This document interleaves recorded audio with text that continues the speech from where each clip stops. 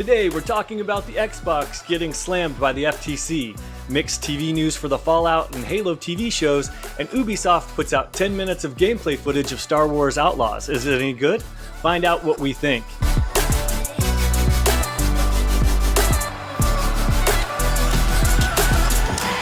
Welcome, friends, to this week's episode of Good Playing with You, the weekly gaming podcast. I'm Dan Whitehill, and this week I'm joined by our Good Playing Good buddy, Matt Maulding. Hey now. And since Matt Lord is out this week, we have a special guest star with Chad Conselmo. Hey, guys. Before we jump into the news and before we jump into what we're playing, Chad, why don't you tell us about yourself and introduce yourself to the audience? Yes, thank you for having me, by the way. I just want to say that first. I'm so honored to be here. I'm Chad Conselmo. I've known Dan and Matt for a very, very long time. I've worked in the video game industry for many, many years. I started as a video game journalist for Destructoid.com back in 2006.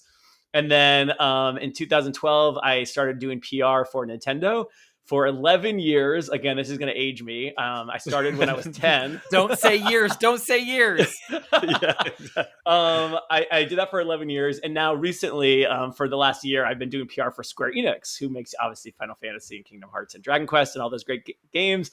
And I really, really like it. And so I've been in the industry for a long time. I love video games. I've played them since I was a kid. So I'm really happy to be here and talk about games more. Well, we're definitely happy to have you. I really appreciate you being an industry veteran. Join us on the show. So why don't we kick things off by saying, Chad Conselmo, what are you playing currently? Well, as you can see in the background, the current game I'm playing is the indie RPG Sea of Stars. I'm a little behind on my backlog, so I'm just getting to this game. It came out last year. It is outstanding. I love it so far. It's very inspired by Chrono Trigger, which is a Square Enix game. I'm not just hopelessly plugging my company. Of course. But it's obviously inspired by Chrono Trigger. It's an excellent turn-based game. I highly recommend it. But before I pass it over, I also have to mention the game I just finished a couple of days ago called Hi-Fi Rush, which was originally an Xbox exclusive, and now it's on PlayStation 5, which I just played. Again, I'm behind. It was so good, and I'm honestly ranking it as one of my favorite games of all time. I cannot believe how much I liked it. So if you haven't played Hi-Fi Rush, I highly recommend it. It was so ridiculously good. I went in with kind of no expectations, and I was blown away. So both games are great, and I'm so happy. You have good rhythm and timing then? Apparently I do, because I did very well in it. But I just was like, the style was great. The music was great. It was just like perfectly paced, perfect length. I just was like really blown away by how much I liked it. Did you guys get to ever play Hi-Fi Rush? Yeah. No, I haven't played it yet. It's awesome. I don't know if Dan liked it as much as I did, but I really, really liked it. I liked it. I'm not like going to marry it the way you are, like put a ring on it already. I mean, I pretty much am going to marry it. That's not even an exaggeration. That's how much I liked it.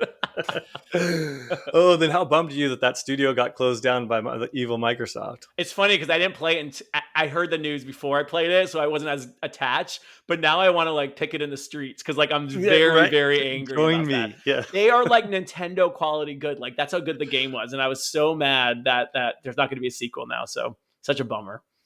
Definitely a bummer. All right, Maulding, what are you playing these days? So I'm glad Chad's here for the Sea of Stars representation because Matt Lord, who's typically here, can't shut up about Sea of Stars. So it's really good to have a new Sea of Stars. I know, I loved it too, but Lord does not shut up. Well, I mean, the show just started. I might keep talking about it. Yeah. Did you get to the boat yet? Did you get to the boat? No, I'm actually there he right loves now. I'm at the docks. I'm about to get a boat from the pirates. You just started the game. That game is so big. You basically just started it. Oh, that's good to know because I didn't want to look up how long it was. So that's interesting. Well, okay. I'm in for a ride. Yep. Well, back to me now. Baldur's Gate, I am probably 40 hours into my Dark Urge run. For those who don't know what Dark Urge is, that's kind of like it's an Origins character. So it's a character that has script written for it, and he is obviously evil, but you can try different things to be good, evidently, which I am not doing. I'm doing a strictly evil run, which, let me tell you, it is really difficult. I mean, I know you wouldn't think this for me to play evil, but it's really hard because you're like kicking squirrels and killing them, and you're like, I just destroyed a whole camp of people that just helped me, and you're just Well, doing now I'm really interested in this game. I wasn't you're before, but now you've piqued my interest. you're doing really evil stuff. For instance, a little dwarf needed my help, and she was poisoned. I think she was whatever she was. She was poisoned, and it said you can search her body. She's still alive. And you're like, you find her that she's wearing nice boots, and so you have the option to just steal her boots while she's lying there. And I stole her boots, and then when she complained about it, I killed her. Oh, So Jesus. it's so difficult to play because you really are being really evil. And I usually play very good characters. Anyway, that game's amazing. It's just really phenomenal. I talk about it too much. And Well, then how many playthroughs? Wait, how many playthroughs is this for you now? so I did one full playthrough on the PlayStation, and I've tried different playthroughs on the Xbox, but this is the one where I'm really committed to. And it's because the Dark Urge is really hard, so I've kind of given it up a couple times, but this one I'm sticking through, being as evil as I can, just putting my morals in the back seat and being a bad guy. One of them. My one moral. Yeah. And then I'm excited to play, I think, with Flintlock. I think that's the game that came out today on the Xbox on Game Pass, which is kind of like supposedly like a Souls-light sort of game, and I'm super excited to give it a try. And yeah, so I'll do a little mini review next week on it. Perfect. That's exactly what I was about to say, because I'm not touching it. It didn't look as good to me. But I am curious to hear if it's worth checking out or if it's just whatever. I think it's had mixed reviews, but we'll see if I like it or not. I like a lot of bad games, so. Right on. What For about myself, I'm just playing the usual Borderlands 3. I'm still going through all of the old DLC, trying new builds and stuff like that that I'm finding online. And then I'm still playing the Dredge. I'm right at the end of it. It is so Lovecraftian, so creepy and weird. It is the ultimate kind of chill, mellow vibes game, but kind of creeps you out at the end of the day after work or something. So don't sleep on the Dredge. I haven't finished it, so I don't have a full review, but it's definitely interesting. And that's pretty much it. So we got a lot of good stories to go over. So let's hop directly into the headlines. All right, the first one is the FTC calls Xbox Game Pass price hike, quote, exactly the sort of consumer harm it tried to stop. So basically, the FTC is coming out and saying, I effing told you so. I knew this was going to happen. All you legal people were probably paid off. F you all. I was right. That is essentially what they're saying here. And the reason why is because they are currently filing an appeal. So this story comes from Kotaku, and it says, on Wednesday, the Federal Trade Commission pointed to Microsoft's recent pricing overhaul of Xbox Game Pass as evidence of the harm its merger with Activision Blizzard has on consumers.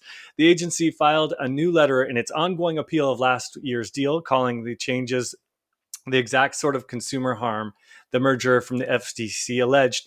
Despite losing its lawsuit seeking an injunction to freeze Microsoft's purchase of Activision Blizzard in July of 2023, the FTC appealed the decision with the U.S. Court of Appeals for the Ninth Circuit.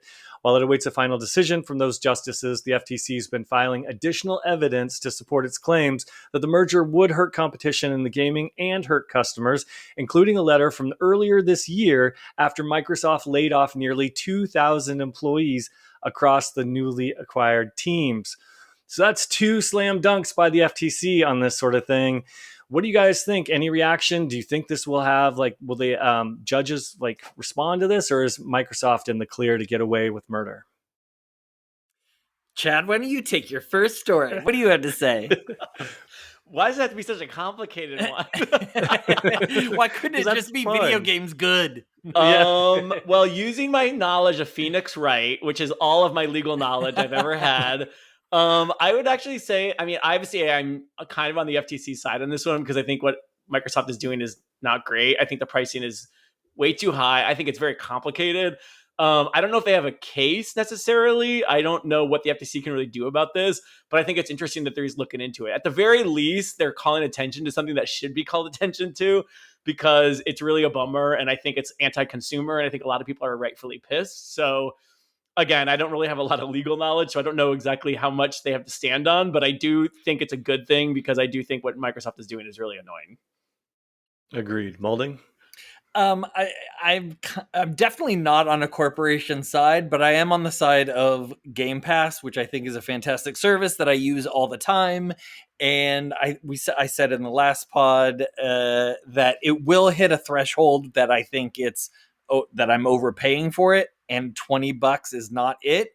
But that aside, if we're talking about this story itself, it depends on what the deal said. Like, if the deal said they couldn't raise prices and then they raised the prices, then they're in trouble. But if they didn't, and then they're a corporation, and we live in America, and we can complain all we want, but corporation's gonna corporate, and it sucks. And unless we're fed up enough to cancel our Game Pass, which I'm not yet, then I'm as big a part of the problem as anybody else. So, what's your threshold? Do you have a number in your head? $25. Oh, that was a quick answer. $25. No, I agree. Yes. I think 25 is like a lot of money though. Like every month, that's a lot. I mean, it's going to be 20. It's going to be 20. I know. September, that's what I'm saying. So. They're hitting the edge of like people not being happy with it. I agree. I think for me, 20 has got to be the mark. And the one thing that saves it is like Amazon Prime, as well as CD Keys. They've got these cheap deals, so I'm able to go in. Right. And I just banked a whole year for $11 per month. So when it's that cheap, I don't have a problem with it. I'm still going to complain, but I'm not going to cancel. But once I'm legitimately paying over $20, that's what I think is bullshit. But also what I think of bullshit, I do want to remind you guys that when they were on the stand and making all of this sort of stuff, they're like, oh, we're not going to charge more because of this. They legitimately said that. And then they said, we're Call of Duty, everyone's concerned we're going to restrict access, that being on Game Pass and all our services is actually going to make it available to more players. And what we're seeing is, yes, it's going to be on there. It's not going to be available to any more players, but it will be available to people day one. But only the people that are paying the ultimate price of $20 and not this new lower tier of the standard. So that's technically less people, because you just divided your audience here and you raised the price, which you said you wouldn't do. So that's what pisses me off. It's not so much that they're going to be evil corporates, overlords. It's that they truly came out of the gate, said on the stand, we're not doing this, and then turned around and did it. One thing to Matt's point, though, it's just like Games Pass is amazing. And I think we've all got to the point where we're so happy with it that Microsoft probably could have charged more to even begin with, and people would have paid it just because it's such an amazing service. So I do think, like, ultimately, is it worth $20 a month? Yes. I mean, you're getting to play like day one games a lot of the times that are huge games that would cost you $70 to buy, and you're getting them for $20 a month. Yeah. Multiple games, not even just like one game. So is it worth $20 a month? Absolutely. But I think, Dan, to your point, that's the problem. They came in low, which got everyone was like, this is the best deal in gaming. And now they're screwing themselves because they said they wouldn't go up in price. So if they came out of the gate at $20, nobody would have batted an eye, I'm sure, because they would have been like, this is so worth it. But I don't know. It's a tricky situation. Raising prices just is always, and I think because all of the streaming, all of the entertainment streaming services, everyone's doing it. Like I have to watch commercials now on Amazon Prime because I'm not going to pay that extra money. No, and I'm already paying for like the most expensive thing at Amazon Prime. This makes no sense that I'm watching commercials now. I agree. That, and then it will, if it's at $25, it will get to the point that I am with the streaming services like Netflix. I don't subscribe to Netflix. If there's a show on there that I want to watch, I'll subscribe for 1 month, I'll binge it, and then be done with it. And that's what it would be end up being for me with Microsoft. Is if there's a game that comes out, I'll spend $20 or $25, play it for a month, and then cancel. So I hear you. I'm the same way, but it's almost like, you know what? They just raised prices 1 year and 1 month ago. It was last June. It went from $14.99 to $16.99, and now $16.99, to $19.99, and that's too fast for me. That's where I really get PO'd. You're like, slow down. We just take me out to dinner first. Yeah, exactly. Gouge me a little slower, please. Foreplay, I'm with you. Because who's to say they're not going to raise it to $25 next year? Like, they just raised it another, you know, they're just going to raise it again in a year. And like, because they, you know, so it's like that. I agree. It's really annoying. And that's why I'm kind of cheering on the FTC. Do I ultimately want them to win? No, I don't think that they should. But at the same time, you know, I'd like to give Microsoft the middle finger, and they seem to be doing a pretty good job of it. Moving on, though, let's talk about a little bit of good news, or at least I thought it was. Ubisoft's Massive Entertainment put out 10 minutes of gameplay for Star Wars Outlaws. Did you guys watch it? What did you think? It was a full mission, had the action, had the speeder bikes, had the Jawas out the wazoo. And what'd you think? I mean, I think the big news from it, unless it came out before, was this skill tree thing not being a skill tree anymore, that you get your skills by going to quest givers, and then you do a mission, and then you learn a skill from them. And I'm serious that I was not excited for the game before that, but that has turned my attention to it, and that they're doing something that's, I mean, yeah, I guess it's technically truly innovative in this kind of genre of games, and I'm really excited to try that out. So they actually sold me just with that change. Nice. Yeah, no, that's a good point, because in the example we saw, she got the cannon upgrade to whatever ship she had or something like that, and she had to go and do the mission for it. So that's a really good point. Conselmo, what did you think? I'm not gonna buy this day one, though. I'm gonna wait a few weeks to see what people think of it in general before I buy it. It's not a day one game. That's where I am. I didn't watch the full 10 minutes because, like, if there's a game I know I'm going to play, which I think I'm going to play this one, I usually don't watch too much about it because I'm like, I don't want to get spoiled. I haven't seen the trailer for Alien Romulus. I just know I'm going to go see it, you know? Oh, yeah. I saw that when I went to see Longlegs. They showed the trailer, so I had no choice. The trailer's great. So you're in for a treat, it sounds like. I don't want to know. Yeah. But this game, I actually think looks really good. I love the character. I love her little sidekick. When I heard from the initial previews that press got to play, when I heard that it was like an Uncharted Star Wars, I was like, my ears perked up more than they've ever perked up before. That is like, if you want to sell me a game, you tell me it's an Uncharted Star Wars, and I'm like all in. So ever since I read that, I'm like, I'm just going to wait and see what people think. And I'm pretty much, as right now, it's like a 95% I'm going to buy this game. But so that's why I didn't watch too much of the 10 minutes. But everything I've looked at, it looks really good. And I think it sounds awesome. And I love the Star Wars Jedi games. So far, the Star Wars games for me have been like on a good trajectory. So hopefully this is good too. I'm excited about it. Are you guys both Star Wars super nerds? Do you watch all of the, Disney Plus series and stuff, or are you casuals? I'm a super nerd. I was gonna actually kind of like be like, no, I'm kind of in the middle, but I pretty much have seen everything. I'm not like a hardcore person where I know everything about Star Wars, but I've seen all the shows, I've watched all the movies. I go to Galaxy's Edge at Disneyland and go to the cantina. Like I'm like a pretty big Star Wars guy, so these games have been great for me. I'm a filthy casual.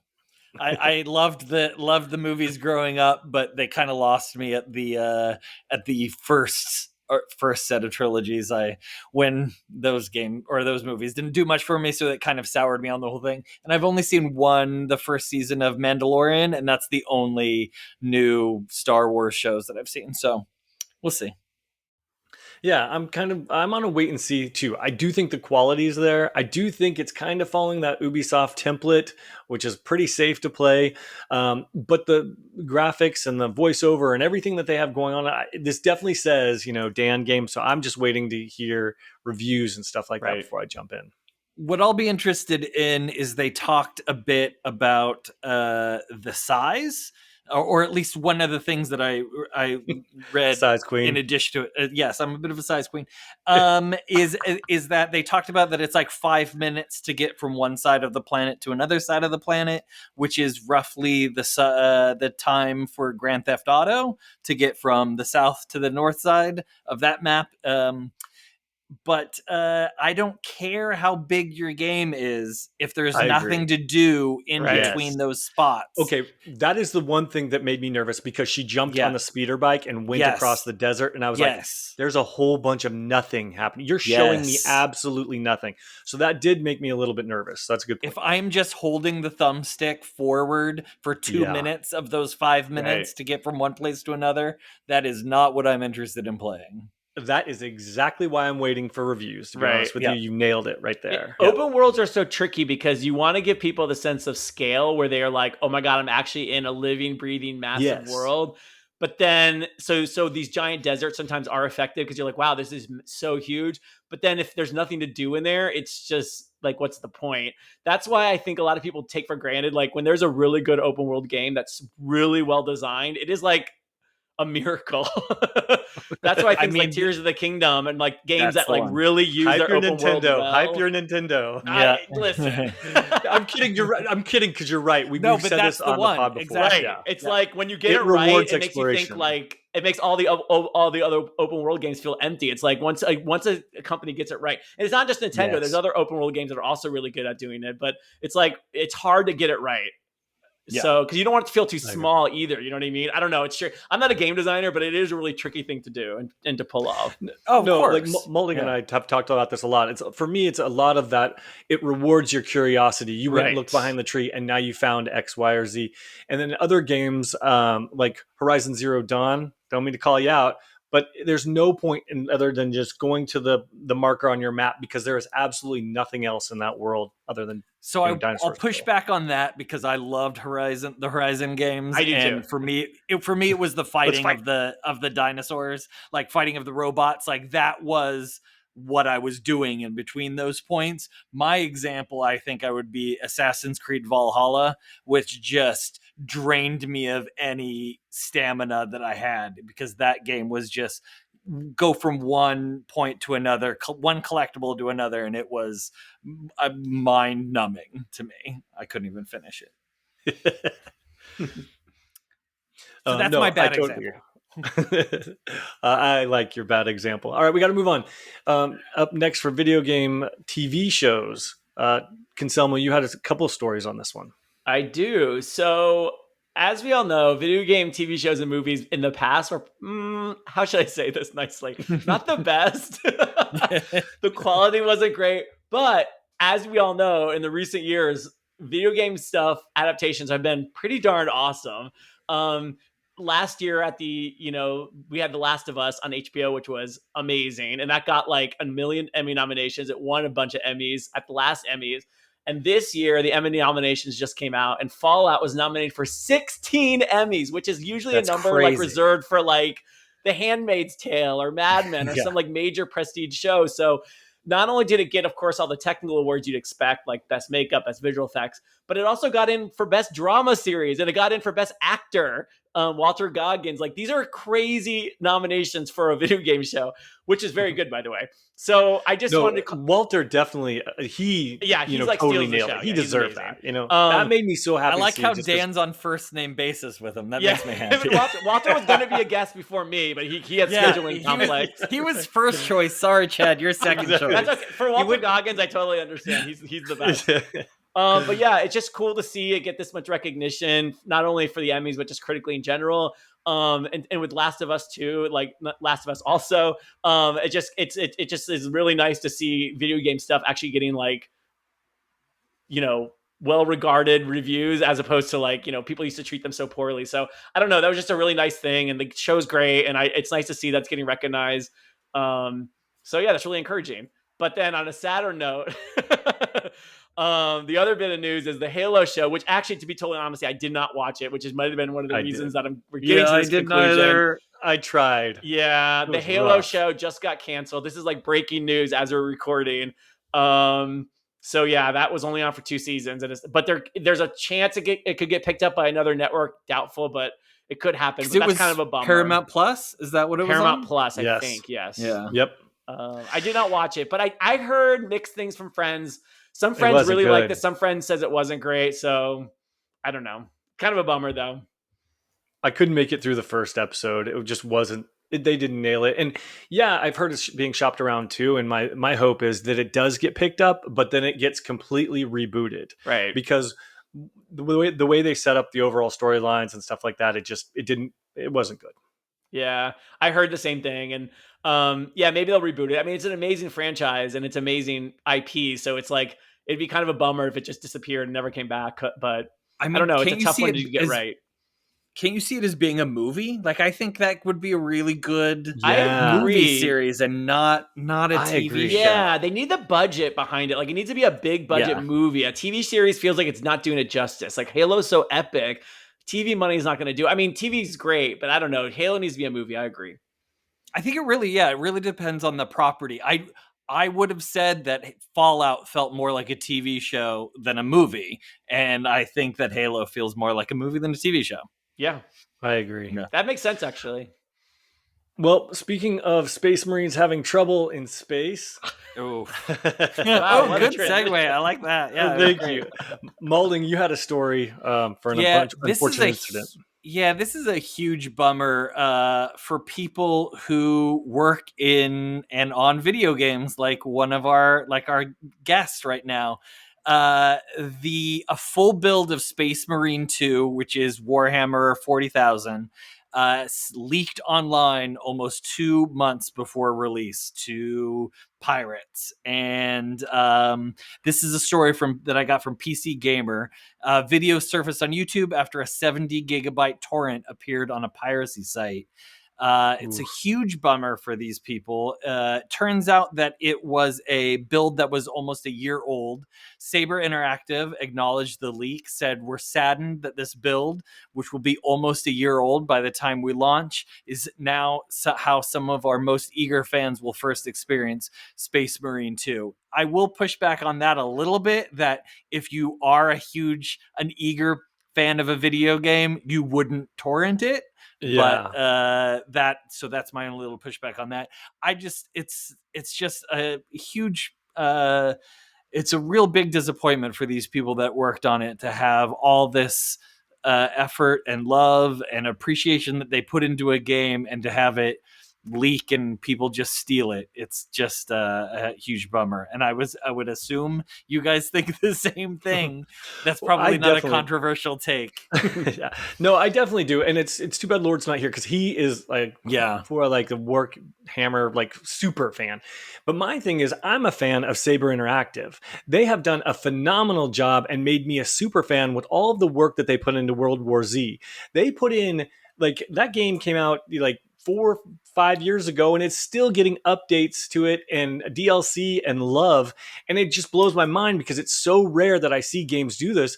So now when I see the name Saber Interactive, I actually have affinity for it. I know that they're working on a John Carpenter shooter. I'm buying that one day one.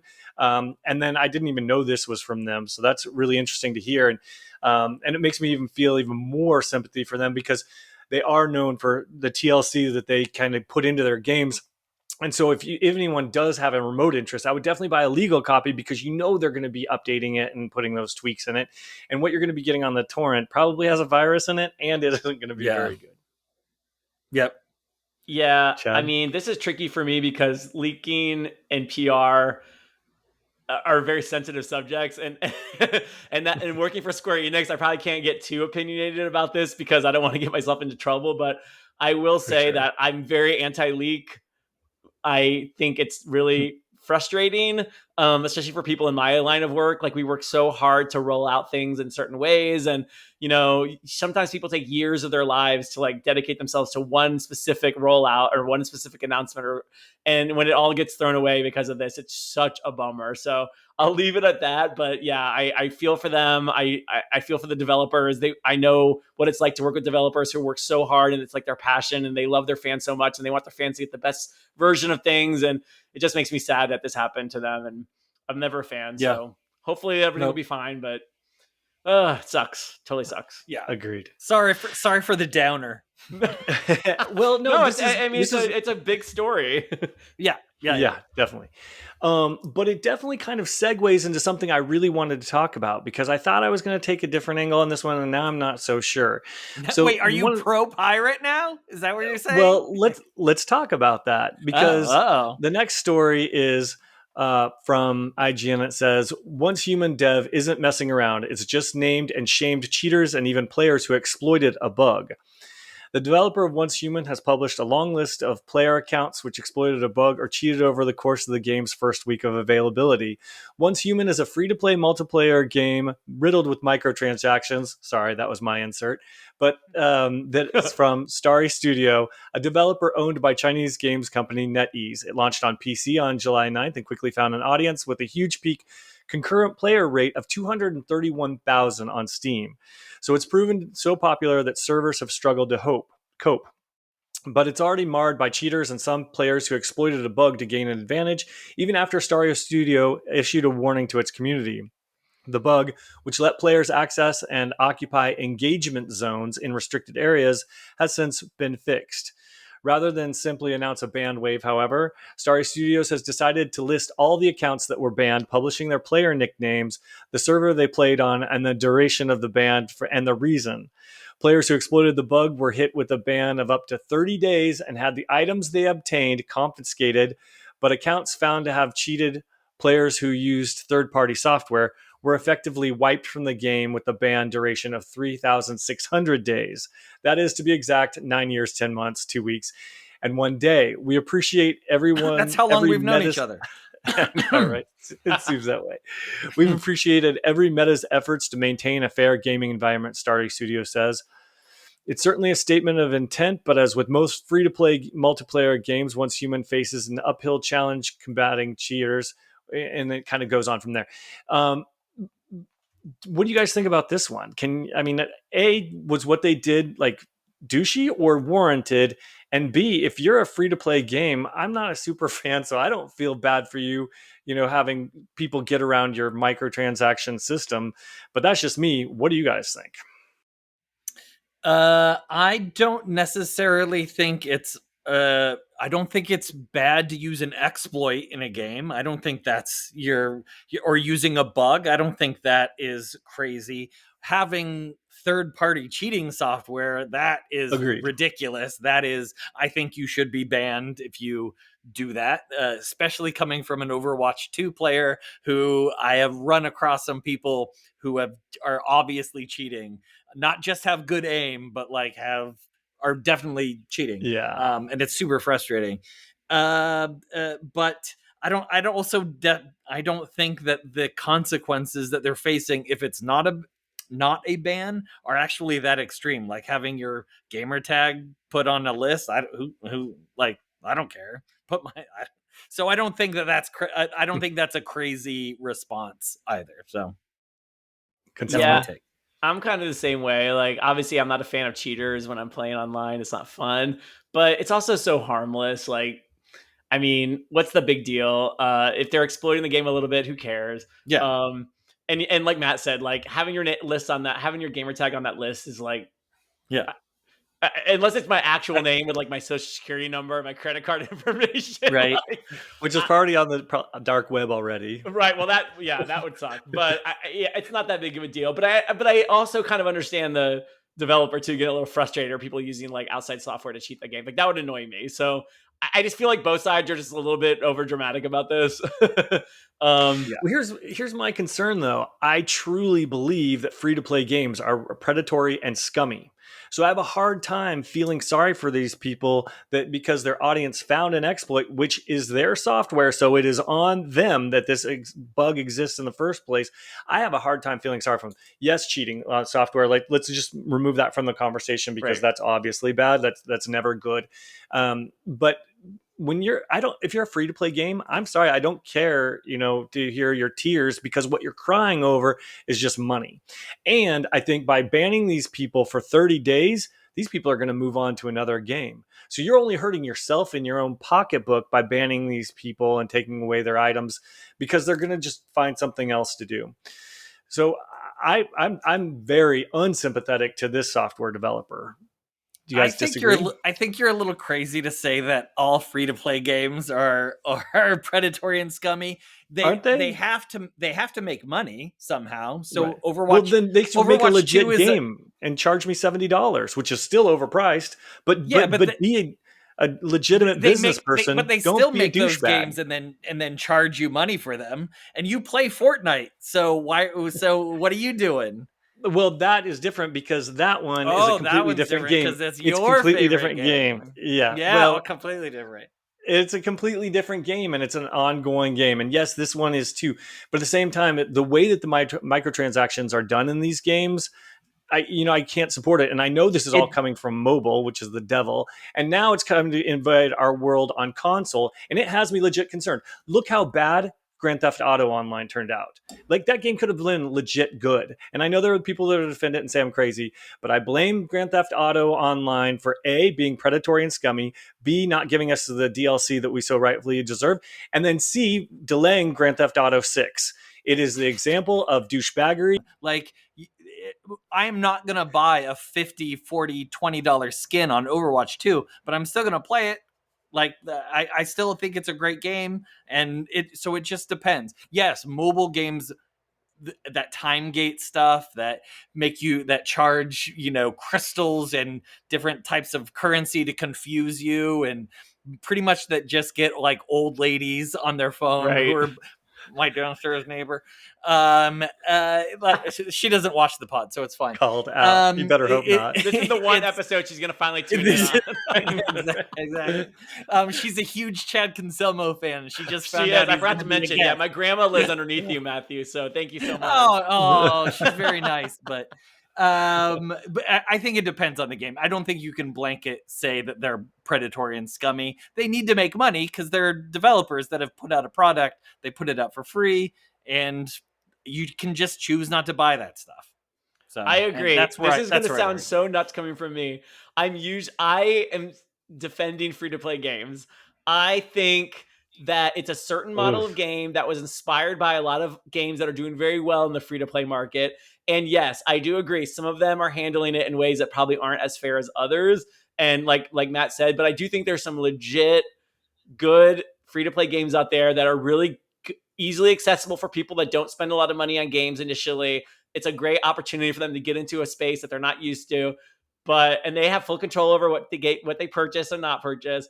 But I also understand what you're saying, Dan, too, that there are some games out there too that take advantage of people, which is not good at all. I don't know this game very well, so I don't want to comment too much on it. But from what you're telling me, it sounds like this one might be more of one of more of the shady games. But at the same time, even if you have a free to play game, people still shouldn't cheat in it. I mean, like, that's just kind of. You're all choosing to play this game that you're all getting yourselves into. And if a group of those people are going to cheat, like, that's not the game's fault. That's like victim blaming. That's what they get for wearing such short skirts. Oh my God, that is the worst analogy ever. Terrible. God. Okay. Yeah. Anyway, I don't want to both sides this at all, but I do see what both of you are saying, and cheating is annoying, but at the same time, you're right. They're cheating in a game that's like, come on, you're not playing like League of Legends in like a $2 million tournament or anything. Yeah, for real. All right, moving on. I know, Maulding, you had a more interesting and fun story with someone who was testing out the little save icons. So I've been sitting on this story for a while now because I think it's really fun and really cute. Because when I play a video game and they pop up that little alert that says, don't you dare quit this game when we're being saved or you're going to be in trouble, it scares me every time. I'm like, it scares me. What would happen if the power went out when my game's saving and has nothing to do with me? Am I going to get arrested? Right? Like, I get really scared. So this guy from PC Gamer, and I'm going to tell you what his name is as soon as Brendan Caldwell, who's a former features editor and works for PC Gamer, did this story. He says, I turned my PC off during the don't switch off symbol in 5 different games to see what would happen. And boy, was this an annoying experiment. That was the headline. I got sweaty just reading that part of the article, I just got sweaty because it's we've always been told for so long not to F it up. Absolutely. And so that made me break out. I was riveted. Absolutely. So he says, how likely are you really to suffer a catastrophic loss of shotgun shells? I don't know. To find out, I decided to spend a very annoying afternoon of turning my gaming rig off and on again during multiple games. He chose Hades 2, Still Wakes the Deep, Dread Delusion. I don't know Dread Delusion at all. Cyberpunk 2077 and Alien Isolation. And he did all of them. You could read the article yourself on PC Gamer because it's a pretty big one, pretty in depth. And what he found out is nothing. Nothing happened in any of them. He didn't lose any when you save say progress. Nothing happened, does that mean that it didn't save it, or it did save it just fine? Everything was fine. Did save it, everything was fine. He says in the conclusion, in the end, we may be none the wiser concerning this particular spinning symbol of uncertainty. The certification requirements alone make it likely we'll continue to see it used in our games into the foreseeable future. But yes, it seems mostly pointless. You are probably more likely to lose your save file to an overzealous housemate or a younger sibling than to an abrupt loss of power, at least judging by my scientifically rigorous experimentation. He said it's a great article. I really suggest that you go. That is an awesome idea for an article, and I'm surprised it took people this long to do it. Agreed. I'm going to put on my conspiracy tinfoil hat for a second. I'm going to say that he's not wrong, obviously, but I have a weird feeling that in playthroughs and in QA, there probably is a specific time during that saving where you can unplug it where it probably will mess something up. I'm not saying it's going to break your game or it's going to melt your system. If anything, it might just delete the current save file or something like that, or not save it at that point. But I do think that is there for a reason. Even though he proved it not correct, we also don't know when he turned it off in that cycle. I mean, if you turn it off he probably does. Yeah, he probably does say it in the article because it is a big one that he goes. Even if he does, it's like, it's not like this thing pops up for a second. Usually it's on for like a good few seconds at least. So it's like, maybe if you unplug it like the first 2 milliseconds it turns on, maybe that would mess it up. And then I still feel like, even though this article is awesome and I really should give this guy the Pulitzer for his amazing work, I still think that, and I'm not saying that sarcastically. I genuinely think that's an awesome idea for an article. I do think that there might still be something that happens if you do it at just the right time, because knowing the process and how production works, I can't imagine they would put that in there for no reason. I feel like they're maybe funny. Again, you should mention that. This is just me speculating. No, funny you should mention that, Chad, because I did enjoy this article too, and I'm glad you brought this up, Maulding, because I was very curious myself.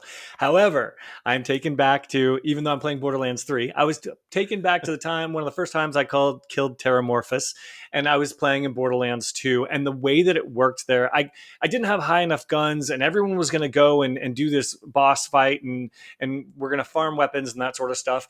And so this one really nice kid online, and I'm sorry, dude, I don't remember your name, but I will never forget you. He had this super high leveled weapon that, he had just kept going, and he leveled this thing up to crazy damage and all that sort of stuff. He told me the build, he told me the gun, he told me everything. And then right before we drop down, he drops the gun and he's like, okay, I'm going to drop you the gun. You pick it up. I'm going to turn off my machine.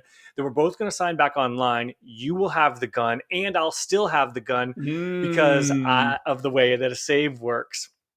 And then we tried it. And then I got the gun. He signed off. And sure as shit, the next time we signed back on, his whole save was borked and he lost his whole character. No. And honestly, if I remember correctly, I don't know that I gave him back the gun either, now that I think about it. Sorry. You're like Matt's character in Baldur's Gate. You stole his boots and let him die. Yeah, it's a good callback. It is. I totally did. I definitely did. And when he complained, I was like, block. See what? That's a great story though, Dan, because that proves that maybe there is some truth to this for warning. Sure. Like maybe if you turn it off at just the right time, maybe you really will screw yourself. So even though that article was great, I'm still scared of the icon. I'm not gonna do it. Oh, I'm still not going to do it either, but I feel a little bit better. Right, I'm not right, going to right. now I'm not going to now worry about the power going out when Right. I'm making a save with some like anxiety-ridden person. All right, moving on. Let's we've got our debate topic of the week. Molding, I believe this one you had. Yeah, I thought because we are all gamers that have known each other a while, I wanted to know from both of you what is it about video games that made you fall in love with them so much? And it's a very, very broad question, but it was something that I thought was kind of appropriate for three friends who've known each other a long time. So, Yeah. Chad, what was it about? What is it about video games that made you fall in love with Ooh, wow, I get to go first for such a heavy question. them? Well, the initial answer is the more broad answer is that to me, video games, and I felt this way all the way from the beginning. Again, I'm going to age myself when I was playing the original NES, when I was younger. And I just remember loving it because I'm like, okay, I love movies, I love TV shows, I love reading, but this is kind of like a brand new way to experience entertainment. Like you're in control, you can visit all these worlds and feel like you actually are the character. And at the same time, it also feels like it takes skill. So it's like you're enjoying art, but you're also using skills. So it's like when I'm watching a movie, I love movies, but I'm not using any skills, I guess. Unless I'm watching a movie while I'm like on the treadmill or something. But it just feels like not only am I experiencing this awesome art, but I'm also doing something that makes me feel like I'm good at something. So that combination was really interesting to me. But then specifically, once games started getting a little more advanced, like the Super Nintendo is a perfect example, and I played games like Final Fantasy VI. There were moments in that to this day that I still think I would consider some of the most powerful storytelling in any medium ever. And this is on a 16-bit system with graphics that, nowadays look so retro compared to now. But it's just like the fact that you could achieve that on that system is so amazing to me. And I don't think there's any other medium that makes me feel that way. I mean, I love movies and I love TV shows and I love reading, of course, but there's something about video games that are just so special to me and they really affect me in ways that nothing else does. And it's just so cool to play. Like I'm just talking about Sea of Stars or Hi-Fi Rush, and it's crazy that even in 2024, I'm experiencing these games for the first time that I still feel as passionate about as I did 30 years ago. When I was only 2 years old, 30 years ago. So it just, you know what I mean? Like, so there's something about video games that just really do feel like so unique compared to anything else. And I don't know. I don't think I'll ever stop playing them. I always tell myself that. I'm like, am I ever going to get to an age where I just don't play video games anymore? And I'm to the point now where I don't think that's true. I think I'll literally be playing video games until I'm no longer around, which is actually kind of cool. So yeah, I don't know. So anyway, I know that was kind of an all around answer, but that's how I feel. It's the opera scene, right? The opera scene is the number one scene for me. The opera scene in Final Fantasy VI, or it's the phenomenal scene where Celeste is on the island by herself. Like those two scenes, I still think are the two best scenes in video game history. And they came out 30 years ago, which is just so amazing. So yeah, thank you, Matthew. That was great. Yeah, absolutely. I gotta Dan, agree. what about you? I gotta agree with everything Conselmo said. I felt the same way. Like, you have such an emotional attachment to these characters because you've been playing them for such a long time. And for me, right. I totally agree. I think movies are nice, but video games, I'm like movies, I'm watching someone else do it, but video games, I'm actually the one doing it. And so, yes, it might be Nathan Drake, but really I'm the one who's having the adventure. I'm deciding to swing across the thing and I'm climbing the cliff. And so it's such a much more intense experience. And today, like when I watch movies and TV shows, I'm like, oh, it's fine, but I feel so passive. And I'm like, this just isn't as interesting to me because when I'm in a video game, I'm the one, I have player agency and I'm making the choices and I'm exploring and I'm finding things. And sure, I'm sure every other people found it, but you just get that feeling of discovery. And I don't know, I just feel more when I play video games, and video games complement my mood a little bit more. For example, I've got I've got my Dash on Xbox and I've got like Borderlands if I want a shooter, or if I'm feeling really aggro, I've got Fortnite, but then if I want something mellow, I can do Dredge. Or if I, want to play something that's more social, then I can jump in like DBD or something like that. So it's like you've got a wide range of games that cater to any mood I might specifically be in. So and they're just so much more intense than movies that I don't know. They're their superior form of art and entertainment, if you ask me. Yeah, I mean, I agree with everything you guys say, and then I would add that there's something about the escapism for me that is For like sure. getting out Right. of my everyday life and being a superhero, being the person no one expected to be the hero, and then you are. All of that kind of stuff really appeals to me. That escapism, getting into a new world, exploring a new world, which is why I'm kind of excited about the Star Wars game, and I love Diablo and all these games that are so different from our own world. That's what does it for me. Like just kind of like getting out of your everyday life and getting and living through someone else's shoes. I think a lot of like Life is Strange. I think that's one of the a game series where it's like you're inhabiting someone else and their experience. I think those games are really good at that. That's a Square Enix game. And is it? as a plug, I'm actually leading the new Life is Strange game, Life is Strange Double Exposure, coming out in October. So that's a perfect transition for me to plug my job. So everyone buy the new Life is Strange game. Everyone buy the new Life is Strange game. You're welcome. You're welcome. Thank you, Matt.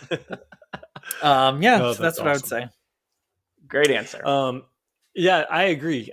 Because I agree with all of the things that both of you said. And it's funny to me, like when we play these games, if you ever go back and these experiences are so intense. When you go back and you're playing something that you haven't played in a while, you almost remember like the map and the layout and walking through it like it was a real space. You have that nostalgia feeling, and you just like look around, you're like, I remember what's around the corner. You have these memories. It's almost like the lyrics of a song that you haven't heard in a long time.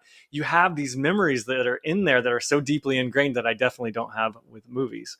All right. Well, that pretty much wraps up everything we got on the show. Make sure that you guys are subscribed to our socials, and on YouTube, please hit that like button. On behalf of the Good Playing With You crew, Matt Maulding, Chad Kinselmo, and myself, Dan Whitehill, have a great weekend. And as always, good playing with you. Good playing with you. Good playing with you. Awesome. Perfect. I didn't know I was supposed to say that. Keep all of that in. You need me to re-record it? I'm so sorry. No, that is gold. I didn't know I was supposed to say that.